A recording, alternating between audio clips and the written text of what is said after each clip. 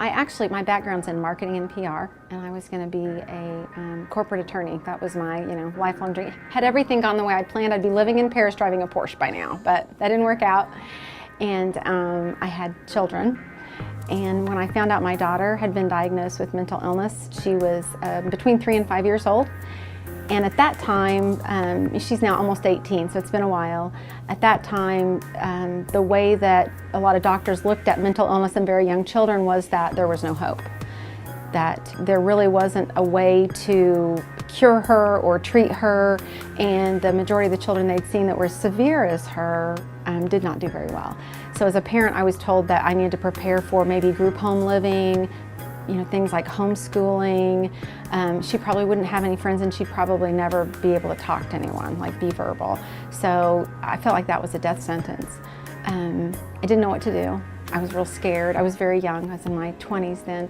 And I went to NAMI, Oklahoma, the state office. I don't remember how I found out about it, but that was, 12 years ago. And came to the office and talked to some folks that worked in this office, and they helped me. They were the first people that said there is hope. We have some workshops and things you can go to that will help you. We have a support group you can go to, and we're going to refer you to a new doctor. And they did, and today she's 17 years old and lovely and doing very, very well and talking about college. The stories are very similar. You've got a loved one that has either been diagnosed with a mental illness or not, and they go into a crisis center, an inpatient center, a hospital. You've taken them to the ER, whatever your scenario may be, and that person is there for anywhere from 72 hours to maybe a month, depending on what's going on with them and the facility that they're in, and then they come home. And the family doesn't really know what to do. Sometimes they get engaged a little bit in the treatment. If the patient opts for some type of family treatment, they'll get engaged in that. But a lot of times that person that has mental illness will come back into the home setting or back into their community environment, and no one really knows what to do. In fact, they're afraid sometimes to do anything because they're afraid they'll mess up, or they want to walk on eggshells because they're so scared that they might put that person back over the edge, if you will. And it's ignorance, unfortunately. It's not that they don't care about them and love them, it's just they don't know what to do. So the majority of the families we hear from are either in crisis or are just post-crisis, and they're saying, we don't know what to do. We've got a loved one, they've got this disorder and they're not taking their medication, or they are really struggling right now, or I don't know where to locate them, or they're crying all the time, or maybe they've found a support group and are getting help, but I still really am grieving. Because something too we don't realize is that when someone you love gets any type of illness, whether it's cancer, diabetes, whatever it may be, we grieve that loss as well. And so as family members, we need that support, like a support group, and also education. So our family-to-family program and our peer-to-peer programs are programs that educate those who have mental illness and those who love them and care about them, about what mental illness is, where you can get help, what your resources are, and how you might need to tweak your life, if you will, a little bit here and there to better support that person. So that's what we find, is that people just don't know what to do. It's not that they don't want to do something, they don't know what that thing is. So that's what NAMI does, we teach them.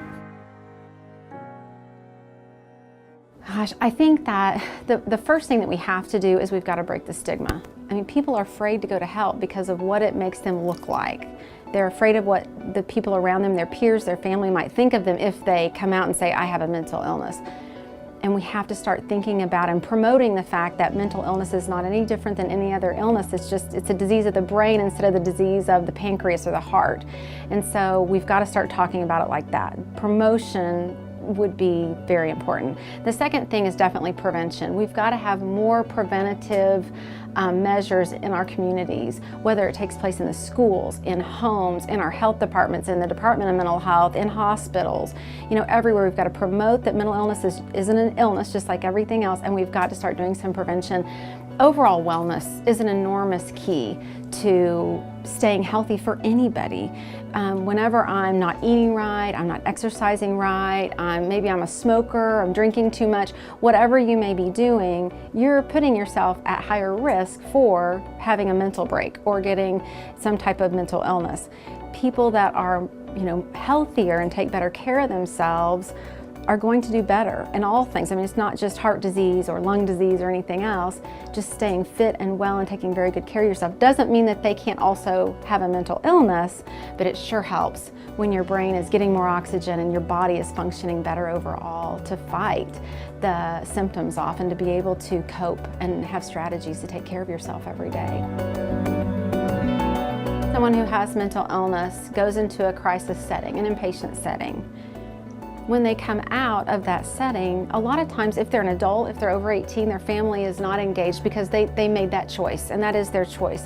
But I would like to see more literature and resources given to them outside of just coming back to that psychiatry appointment in 30 days or 2 weeks or whatever it is, and actually saying, you know, you might think about going to a support group, and here's some names and numbers, and could we have permission to give your name to this organization who can help you outside of what the system does. Unfortunately, I think we rely too much on the state system and not enough on our nonprofits.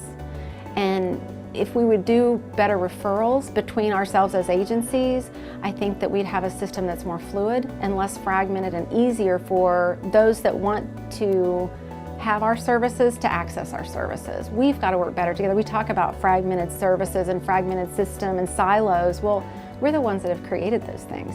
We have got to work better together and collaborate our services so that the folks on the receiving end know how to navigate it easier.